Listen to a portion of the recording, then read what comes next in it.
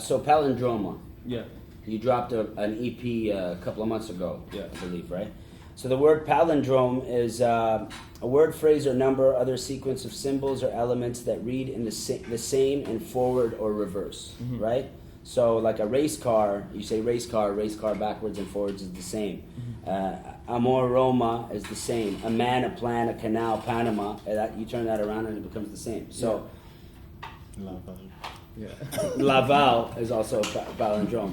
So why did you call your album Palindroma, or your EP Palindroma? What was the...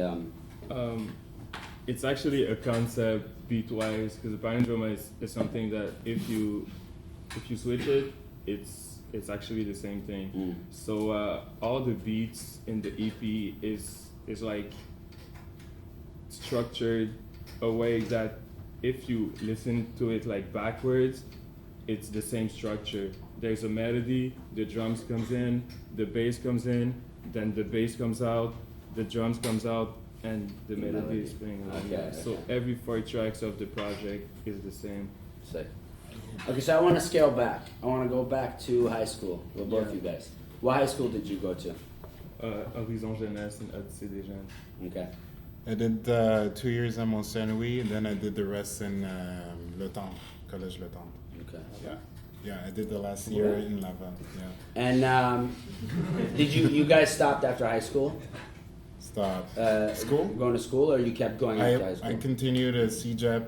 I dropped out of CJEP, and then I went to Sound Engineering School later on. Okay, cool. And I'm still in college. you're still in college. What was the makeup of the students at your school? Sorry, at your high schools. What were like your friends or the people that were in your class, even your enemies or whatever?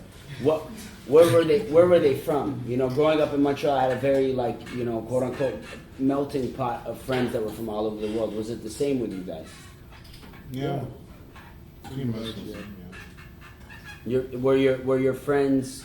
Were you attracted to a certain kind of community when it came to culture? So like music culture or video game culture or breaking culture. What were the people that you were surrounded by when you were in high school? As a young age, I was a pretty socially awkward kid, so I had not much friends. I was more like a type of guy that would stay alone during breaks. So that's about it. Yeah. Me, I guess secondary 1 and 2 at Mont Saint Louis. It was if you took a picture of the during lunchtime cafeteria, everybody was in cliques, and I don't know if it's still like that for you guys, but everybody was in cliques. You had the black dudes who were into Dragon Ball, and they would stay there. You had all the Italians who loved soccer, and they would stay there.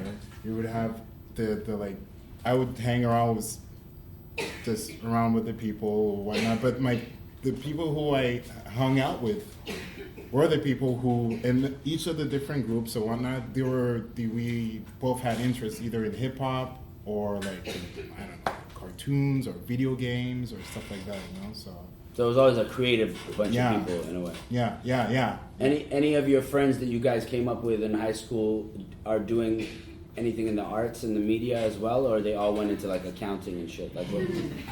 Well, most of people I used to be with in high school dropped out. They're nobodies right now.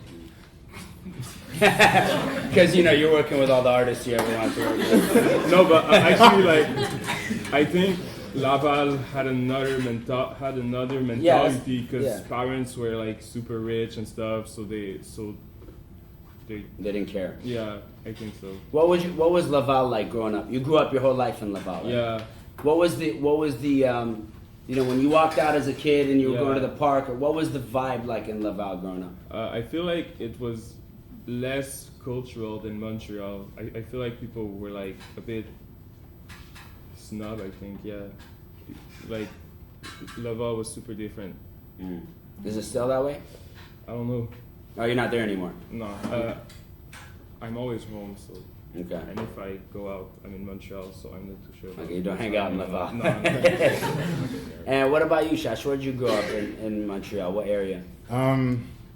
Well, you know, elementary, I went to Westminster in Côte-Saint-Luc, and then at the age of 9, I moved to Annecy.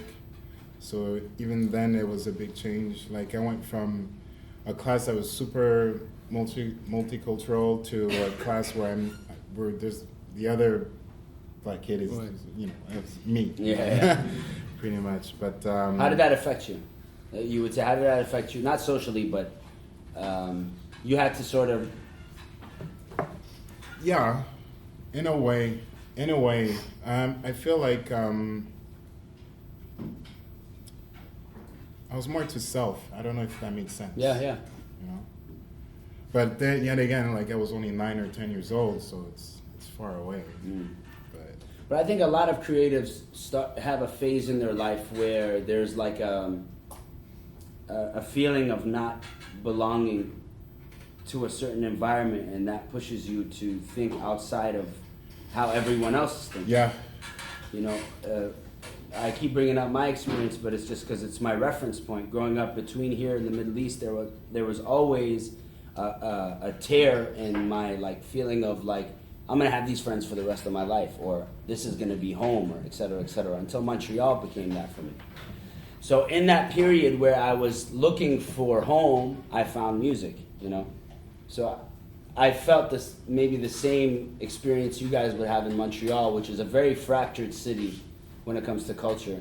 Not only do we have that French-English thing, but there's also a lot of people coming in from everywhere, and c'est un aéroport in a way, you know.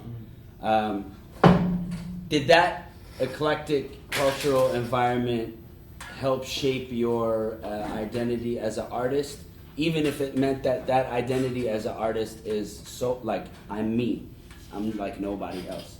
Did that feeling of exclusion at points in your life make you feel that way at all? It's deep.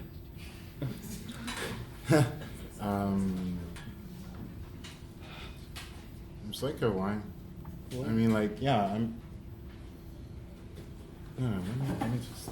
But I'd say that growing up in Laval made me feel like made me understand how different I was from other people.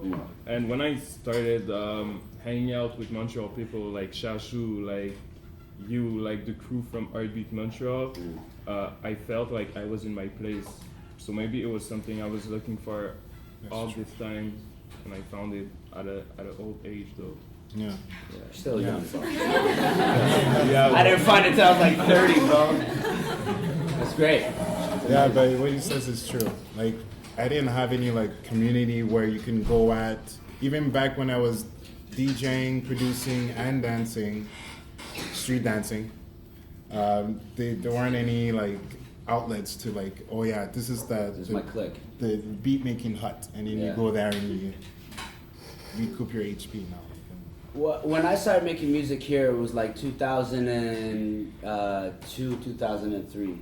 And I was rolling with Lo Pesci, and we had a group called Pat Bateman, and it was like just ridiculous rapping at like 120 kilometers an hour. Like we weren't really making sense. There was no real trajectory, right? Mm-hmm.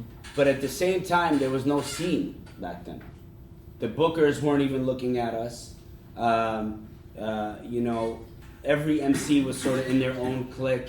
There was the French MCs, there was the rapidy rap MCs, there was the hustler MCs, and it sort of grew and stayed that way till 2008, 2009, where you finally started feeling like there was a community with guys like Dutch, and they were putting on shows, you know, with Escape, and we would all go to these shows when they would happen, and we'd all be there and kind of build with each other. And it wasn't about the music more than it was about community. Mm-hmm. That's what the MCs.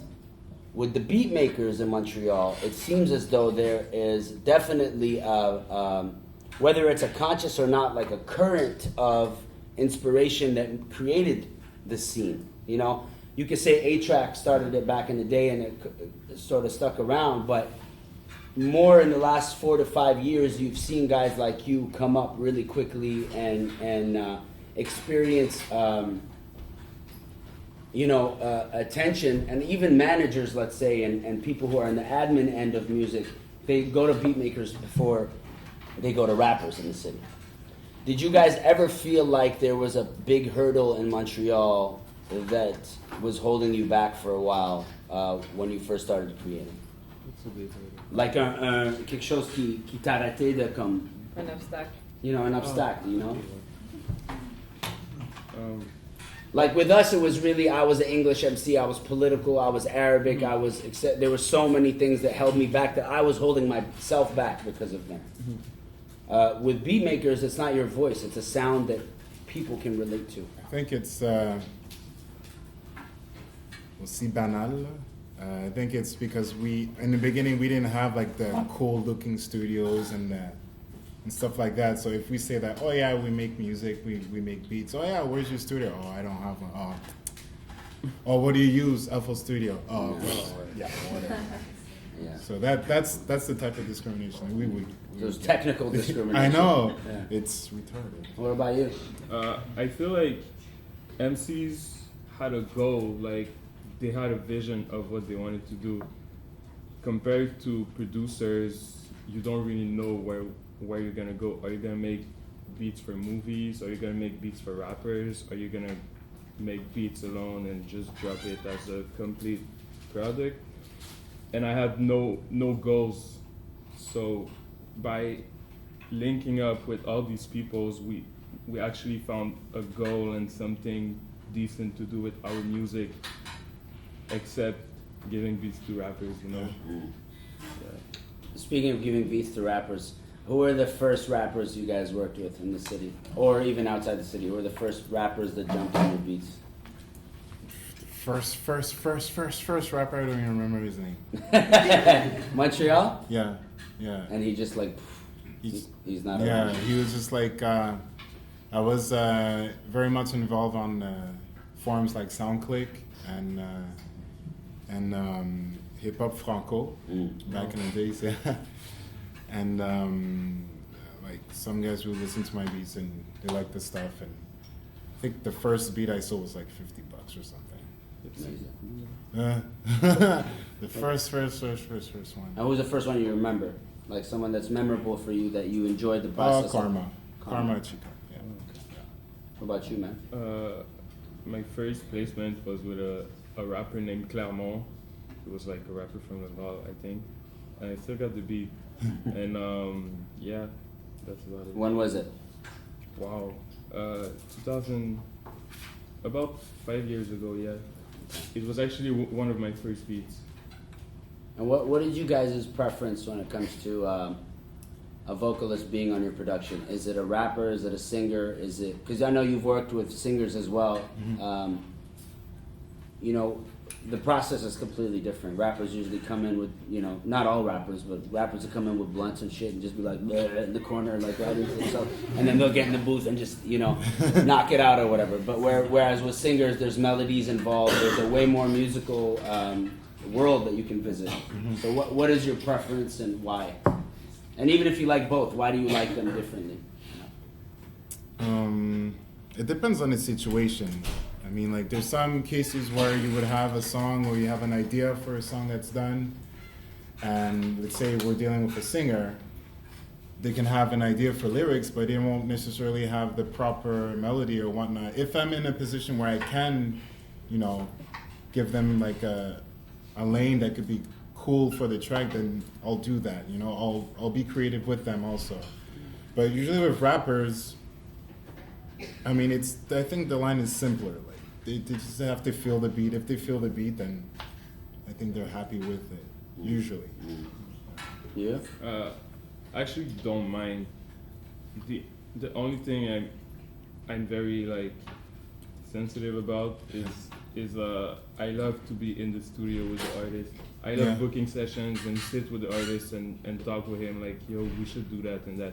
It could be a rapper, a singer, or a dancer, anything. I just like sitting with the artist and talk about it first. I hate sending beats by email and stuff. So you prefer sort of ground up, no beat, you come in the studio, he plays you this stuff or she plays you this stuff, and you're like, oh, I can make something that fits in this world, and you create it. Yeah, and I only make like pretty much custom made beats. I don't have like a big folder of beats That to you show. shoot out to No, people. I just sit with the artist and say, yo, I think we should work on that type of beat. Yeah. And Sick.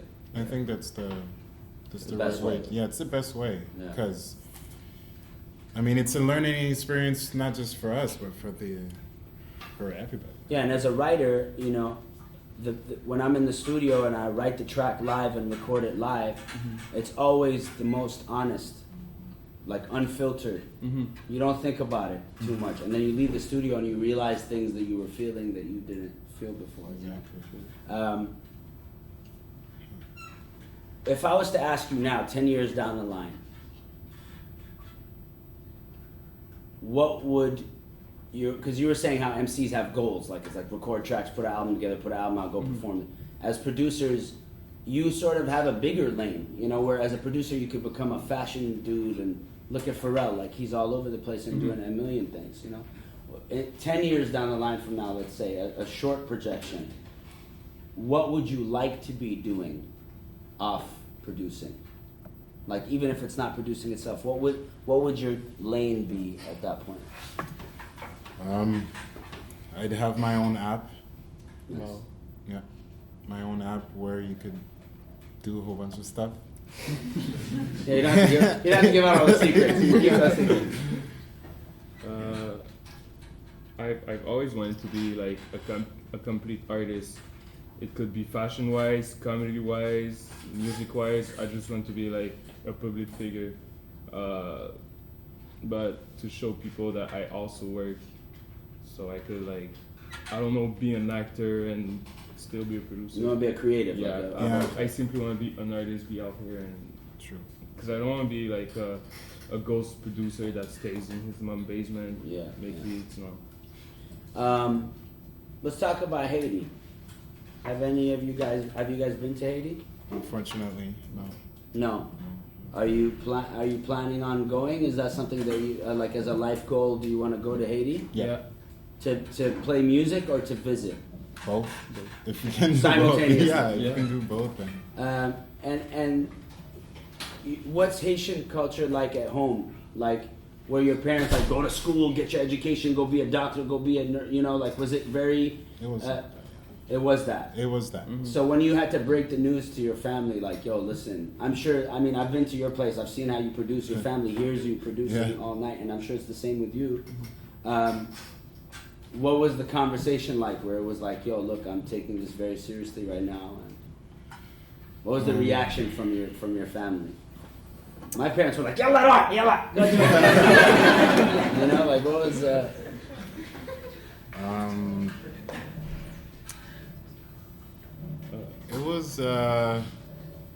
It was a slow pace. It was very slow paced because I was always doing music. I was still going to school. I was still doing the part-time job.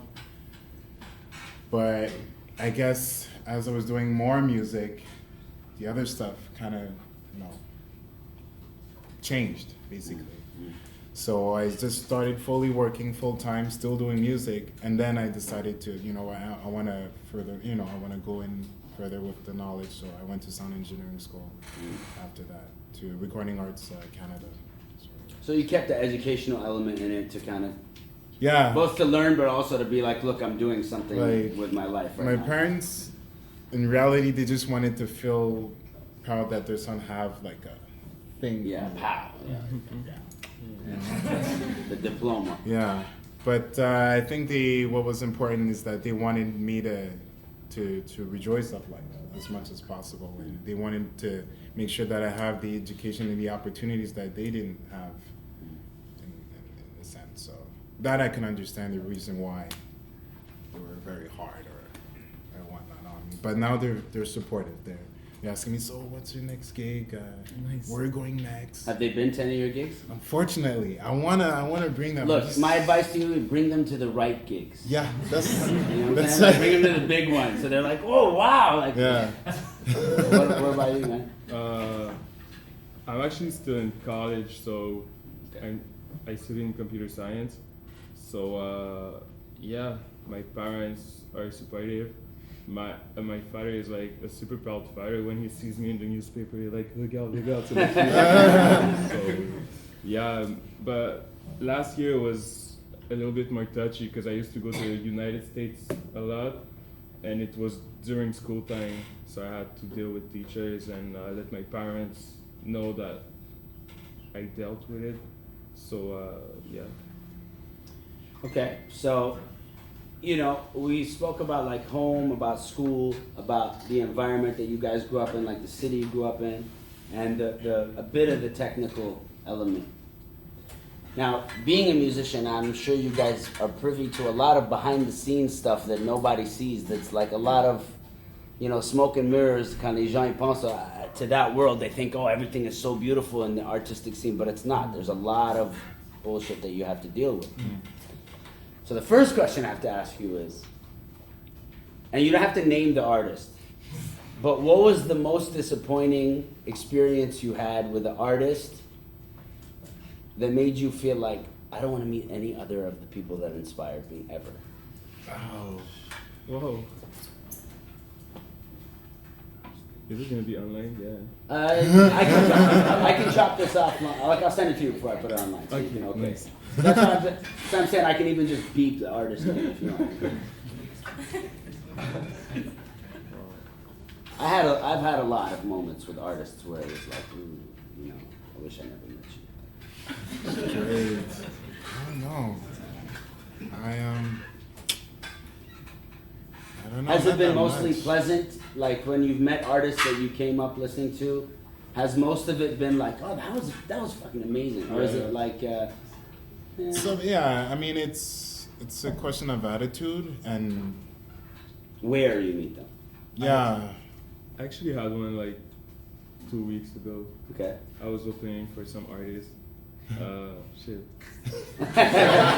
It's okay. I'll cut this out. Unless you don't want to talk about it, we don't have to. I can talk about it. I think it's important, you know? Yeah, he was backstage and he was all pissed because his Red Bull wasn't sugar free. That's the closest experience I've Yeah. had, and me too. It's a writer thing. Yeah, and Oh, finish. and yeah, he was pissed because they kept on bringing alcohol backstage, but all he wanted was sugar-free Red Bull and water and like cranberry juice or some kind of weird juice. And yeah, it was 2 weeks ago, so not the gig from last week. If you guys Okay. Yeah, it was my second time meeting him, and I don't know.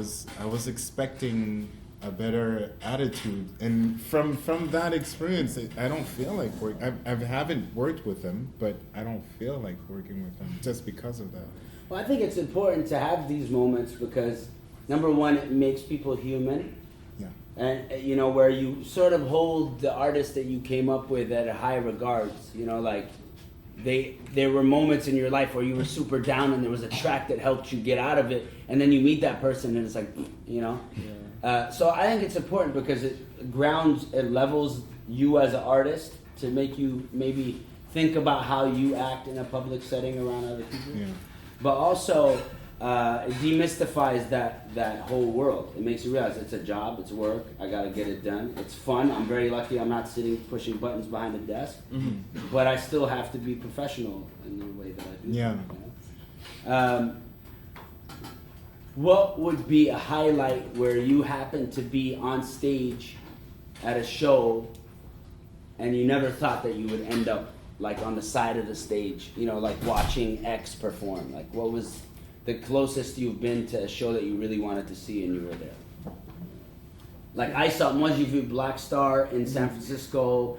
I'd never seen Most before. I've seen Talib like 8,000 times perform, but I'd never seen Most. So to see them together with High Tech live, it was like, and I happened to be on the side of the stage. So that was the most memorable hip hop experience for me that I had. Oh, okay.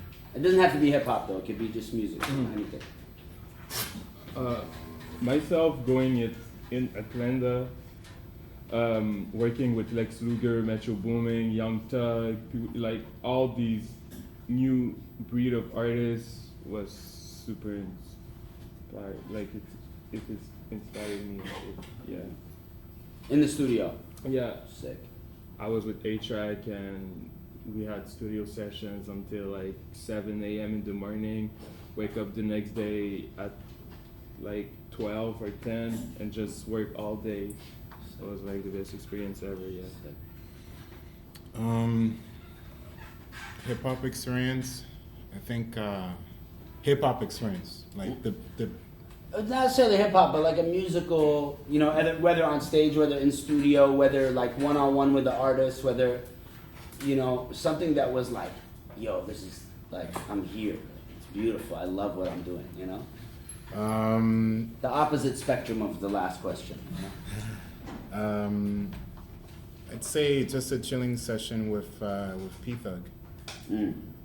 Yeah, we're at his spot and we're just going through records, and he's telling me, yeah, check this record and by this singer, but this singer booked this guitarist who's super badass, so you should look up this. So he got me into like, oh yeah, started really looking to who did what in the composition of the track, and then you can later on look up for them, because I'm thinking in my head like, wait a second, anybody can book like a guitarist or bassist or drummer to be part of their song if they have the budget for it and they're down to do it, and they're excellent musicians, then you know that's cool. But those people also are people who produce a whole bunch of other stuff for other people. So it's not like they say like Miles Rogers, we know him for this thing, but he produced a whole bunch of other stuff for other people that we don't know, because there weren't like the big #1 stars or the top 50 radio hits or whatnot, but there were great songs still, you know. So from the way I've been getting answers from you guys, if it's okay for me to deduce, you're very much about knowledge and like soaking up as much as you can from previous experiences of musicians, and like rebuilding something new in your own sound. Yeah. Whereas you're experiencing now, like you said, you started a couple of years ago and it just boom, Yeah. t'es rentré dedans, you know. Yeah. So they're the same, but they're different, you know. And in the Montreal beat scene, you came up with Art Beat, right? Like you came up with the Art Beat crew, or Yeah. were you just going to see the shows and Exactly, yeah. Okay. I came up with them. I went to the second one, and I asked them if I could be in the next one, and it started this way.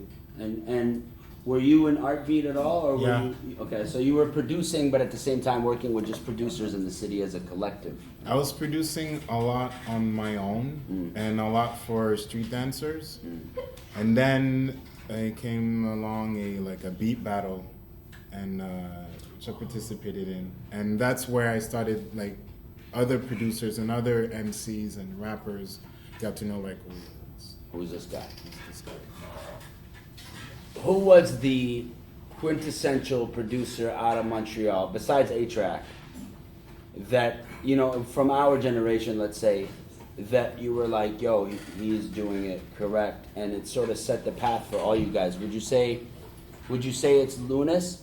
Like, was he the first to kind of blow out of the city and then open the door? From the underground, from his Bottom, yeah. yeah, from the underground, like from the scene that where he's coming from, yeah. Yeah. Because I believe, for me, he was the first to be able to do what he likes doing, to completely go all the way to like producing for Ye. like for Ye and whatnot. But just from doing like shows with his freaking his MIDI controller, and I'm like, what is that? You know, Exactly. it's amazing. Yeah, Lunis was like one of the first person that put me on. He sent me a random email telling me that he loved that beat, and he sent me a YouTube video of him playing my beat in like Europe, somewhere like Scotland or like a unknown country in Europe. So is there would you say there's a competitive vibe between producers in the city, or is it very much community oriented where you guys all have each other's back? Is there like a I mean, we're all humans, so there Yeah. is gonna be some kind of competition. there's haters? Yeah. Yeah.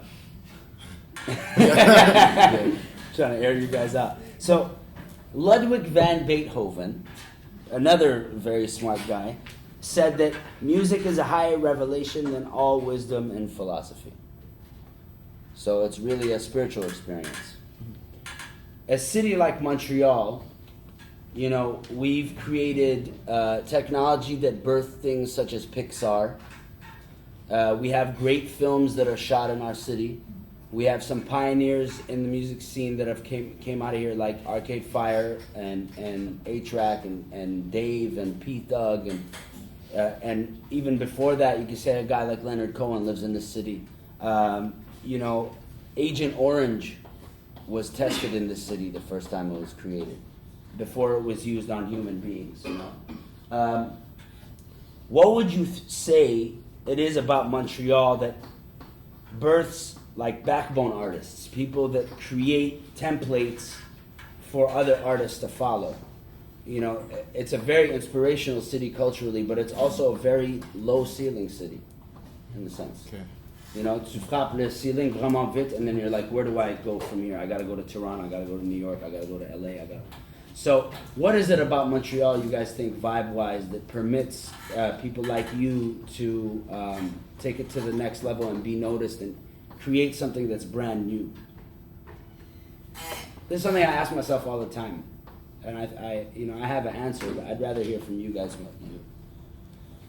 I feel like it's a kind of overall, it's a small city, and it's overall, I mean, I've been to LA and New York, and it's pretty separated. Like, rich people stay with rich people, and like normal people stay with normal people.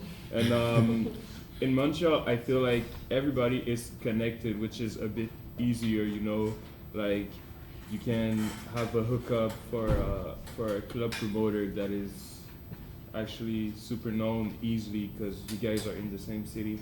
And I feel like it's the same way how we got signed to the same label, because A-Track is from Montreal, and since it's a small city, there's like, it's easier to know what's up. Yeah. I mean, for me, when I started producing, there weren't any like local internet scene. Like, there weren't any blogs or any forums where people could connect in Montreal and like commune and talk. If I would talk with other producers that weren't even from Montreal necessarily in the beginning. And then like I said, from the beat battle, like I grew like connected with people like Rough Sounds and so on.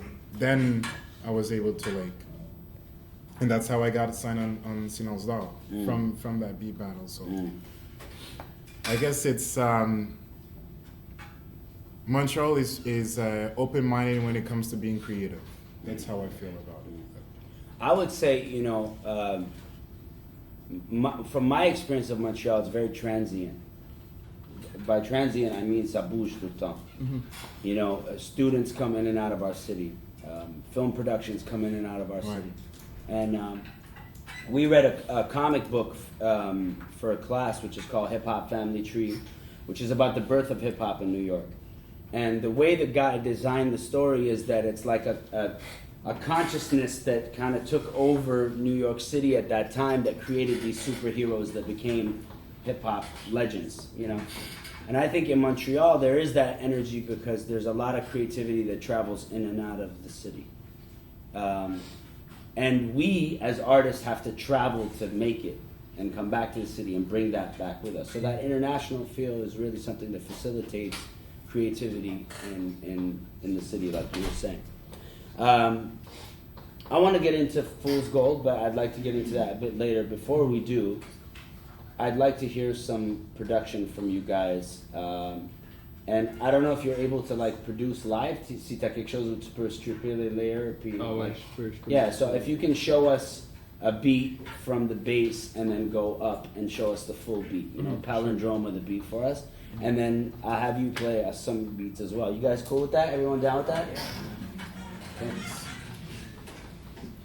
So I'm actually gonna show a beat, and after I'm gonna show like every structures of it.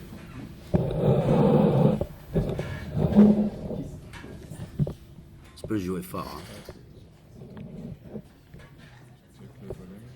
Let's get kicked out the building, son.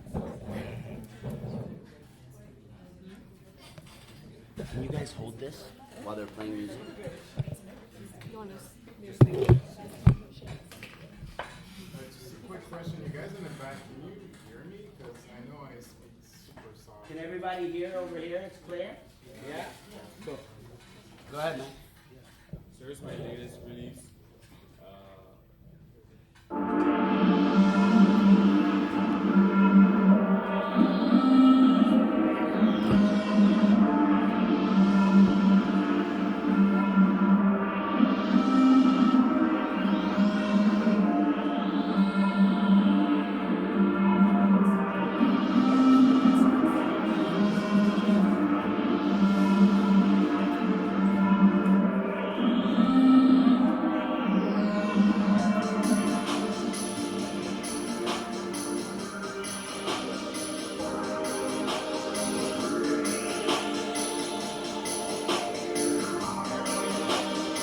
High Klassified and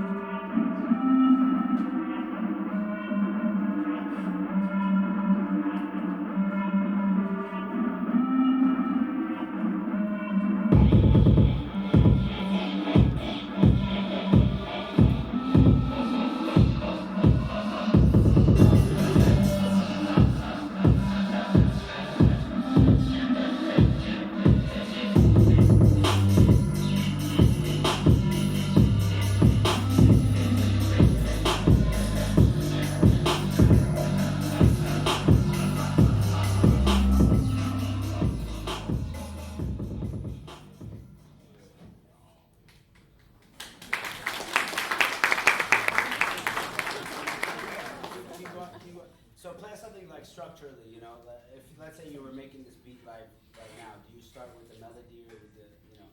Yeah, I usually start with the melody, which is that. So here's the melody right here.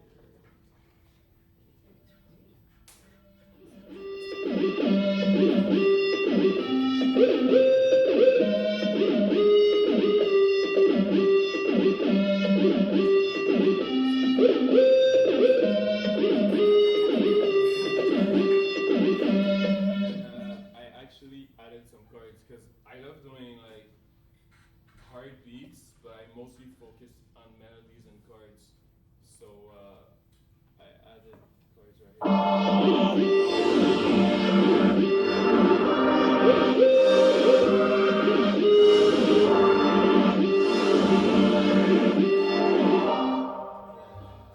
After that, I added some kicks. I added some kicks and snare, and some perks, the percussion. Here it is.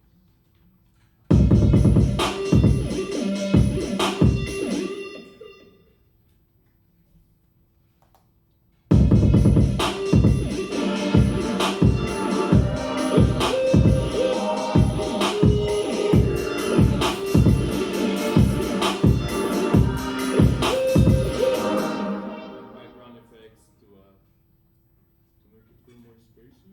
So you also don't sound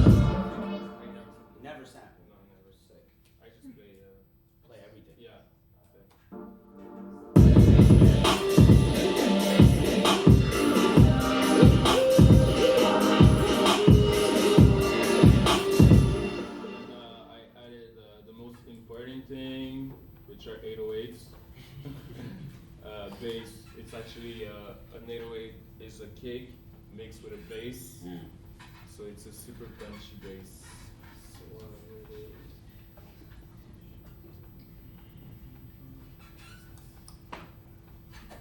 You play the 808 on its own? Solo?